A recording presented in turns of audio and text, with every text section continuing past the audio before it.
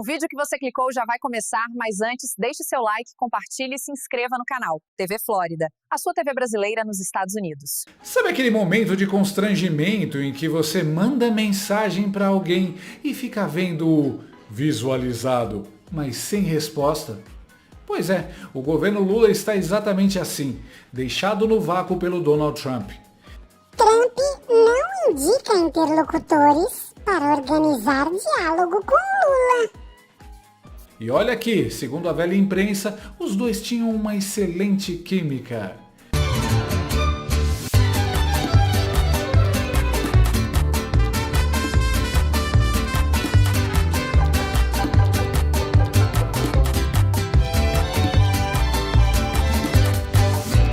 Química mesmo, tipo Breaking Bad, mistura explosiva, risco de explosão e no fim só sobra fumaça e prejuízo.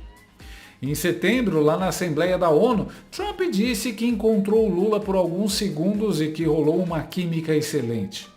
A imprensa vibrou como se fosse a boia de salvação dos togados na mira da Magnitsky e também como se fosse um sinal de que Eduardo Bolsonaro não é tão influente assim. Trump prometeu um novo encontro, mas adivinha? Até agora nada.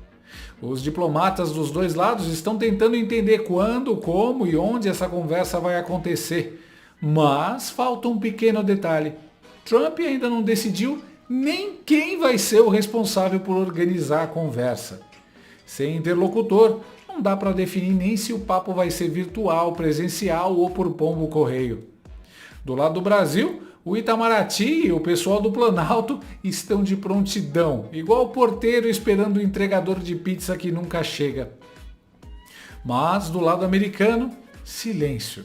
O pessoal está mais sumido que os tweets do Felipe Neto xingando Trump e os Estados Unidos. O Laranjão ainda não escolheu quem vai cuidar da logística e sem isso nada anda. A reunião está parada no tempo, tipo o cérebro de esquerdista que ainda acredita em comunismo e luta de classes. Se for presencial, ninguém sabe se será nos Estados Unidos, na Malásia, em Nárnia ou no multiverso da loucura. E Lula, claro, diz que topa qualquer coisa. Ele toparia até fazer pelo Zoom, com o microfone mudo e a câmera travada. Mas para isso, Trump precisa designar alguém. E o natural seria o secretário de Estado, Marco Rubio. O problema é que Rubio detesta Lula e o STF. Ele olha para o Brasil e vê um spin-off fracassado de Narcos. Ou pior, um cosplayer amador de Cuba, terra onde ele ainda tem parentes escravizados. This activist judge, one in particular, that not only has gone after Bolsonaro, by the way, he's tried to carry out extraterritorial claims against even American citizens or against someone posting online from within the United States. Os diplomatas petistas, em fase de negação, acham que o bombardeio de declarações de americanos contra Lula não vai impedir o diálogo. Mas o problema é que Trump está atolado em assuntos internos muito mais importantes que Lula. Um shutdown nos Estados Unidos. Sim, o governo paralisado, igual o Brasil em dia de greve dos Correios. E para piorar, a prioridade de Trump é resolver a guerra em Gaza. Então, como diria o mestre Yoda, paciência você deve ter. Porque a reunião, por enquanto, é uma miragem. Ué, cadê a tal química entre Lula e Trump? Cadê o respiro e a luz no fim do túnel que o STF jurava que essa reunião ia trazer? Pois é, meus amigos, a luz no fim do túnel é um trem. E ele vem na direção do regime supremo PT. Trump, que parecia tão simpático, resolveu reabrir o processo da Odebrecht nos Estados Unidos. Sim, aquele mesmo escândalo que o PT e os togados tentaram enterrar com uma pá de censura e uma retroescravadeira jurídica. Agora o caso volta das cinzas, tipo o vilão do Pânico 7. E quem vai sofrer? O 9 Dedos e o STF. Quem mais chorou com essa história, além da Janja, que já estava arrumando as malas para mais uma viagem, foram os togados. Porque os ministros contavam com Lula como o último fiapo de esperança para escapar das sanções da lei Magnitsky. Só que parece que o plano L furou. Sem plano L, o Supremo entrou na fase de negação. Igual personagem de série que descobre que está no seu último episódio e ainda acha que vai ser renovado. A prova disso veio em Lisboa. No segundo Fórum Futuro Tributação, Gilmar Mendes resolveu abrir a boca, de novo, para falar sobre a Magnitsky. Segundo ele, os bancos interpretaram que as sanções dos Estados Unidos não são aplicáveis ao Brasil.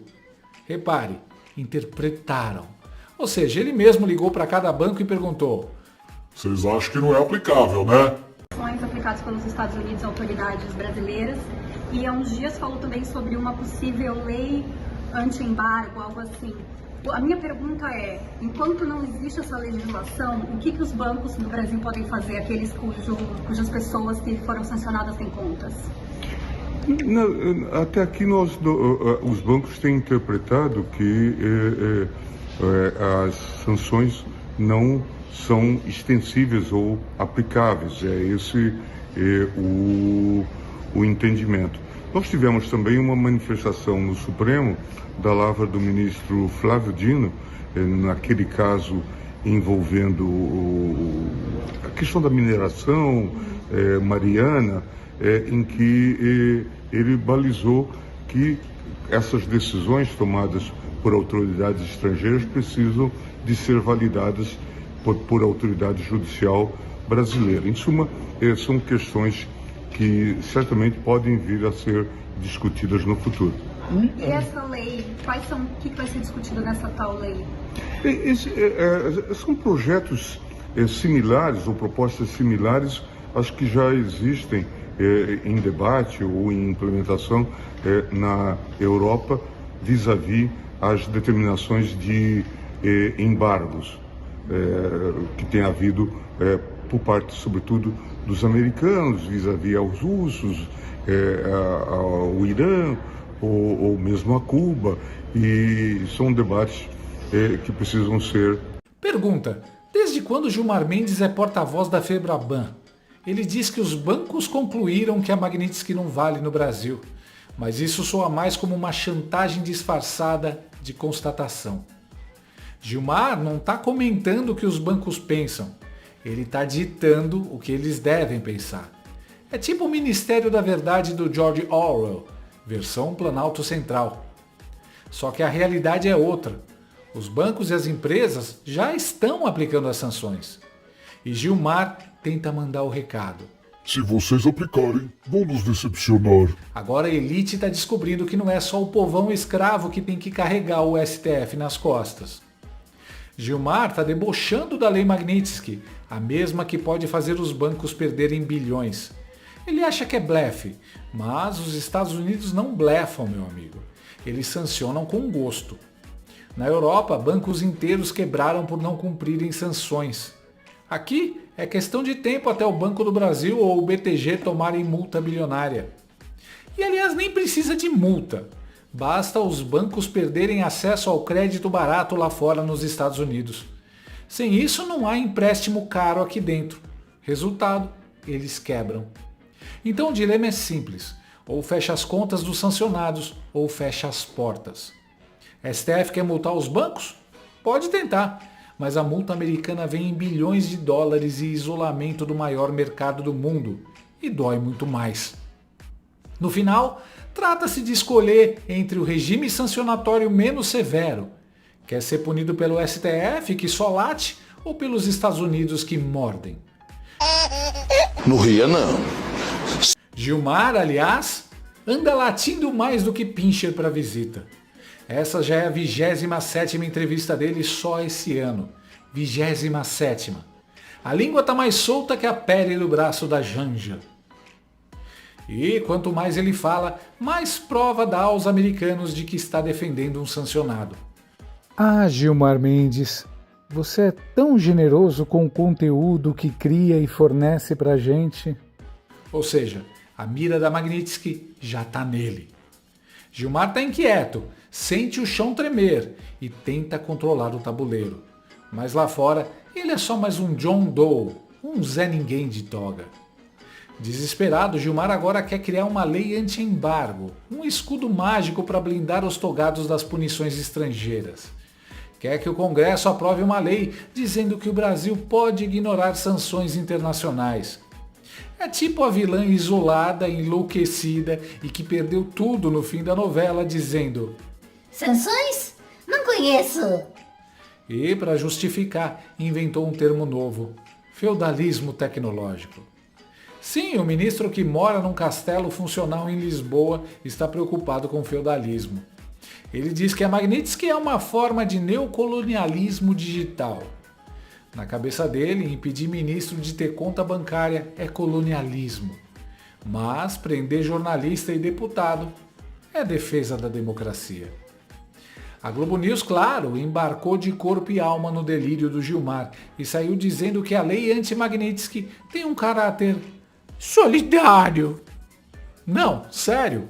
Eu vejo como algo com um caráter mais de solidariedade e uma indignação coletiva do que algo que traga um efeito prático.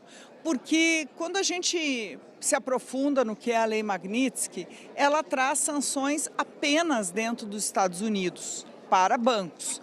E isso é gravíssimo, isso é muito sério para os bancos. O que pode se discutir é uma facilitação para bancos atuarem com outros sistemas, talvez na Europa, talvez até mesmo Ásia.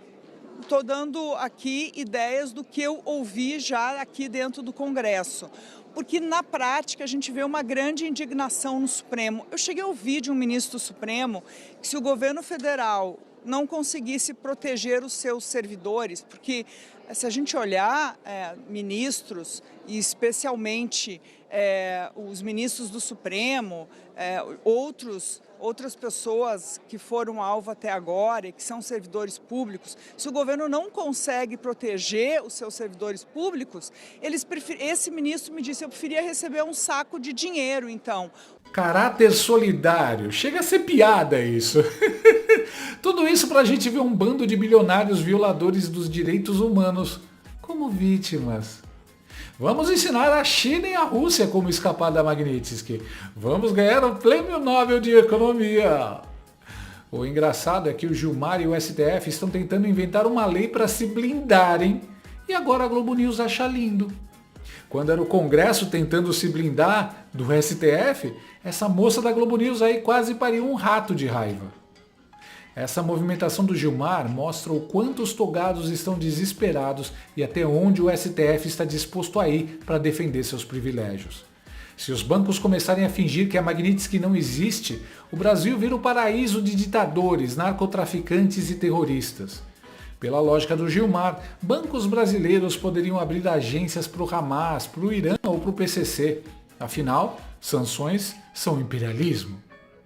Tudo isso para garantir que os amigos do Supremo possam continuar passando o cartão no Copacabana Palace e brindando com champanhe enquanto o país afunda.